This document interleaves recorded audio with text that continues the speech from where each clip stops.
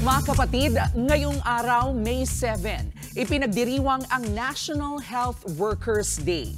Alinsunod sa RA number 10069, sa araw pong ito, binibigyan ng karampatang pagkilala ang mga ambag sa bayan ng ating health workers. Kaya naman, ibigay po natin ang spotlight sa ilang pinakatumatak na Pinoy medical practitioners sa ating kasaysayan.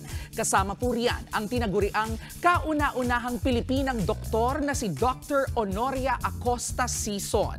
Siya po ang kauna-unahang Pinay na nagtapos sa American Medical School at kauna-unahan ding babaeng obstetrician o eksperto sa pagpapaanak at pag-aalaga sa mga buntis. Pagdating naman sa pediatrics o medical care para sa mga bata sa bansa, kilala si Dr. Fed Del Mundo. Siya po ang nagtayo ng kauna-unahang pediatric hospital dito sa Pilipinas, ang The Children's Medical Center na itinayo noong 1957. Ang kauna-unahang Pinoy na neurosurgeon naman ay ang tinaguriang The Brain Man na si Dr. Victor A. Reyes. Siya po ang first ever Pinoy at Asian na na-certify ng American Board of Neurosurgeons. Ang galing! Sa ngayon, mas marami ng gaya nilang mahuhusay na Pilipinong health workers. Kaya naman, dapat hindi lang ngayong araw natin sila saluduhan.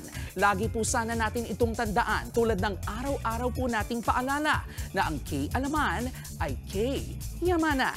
K-okay.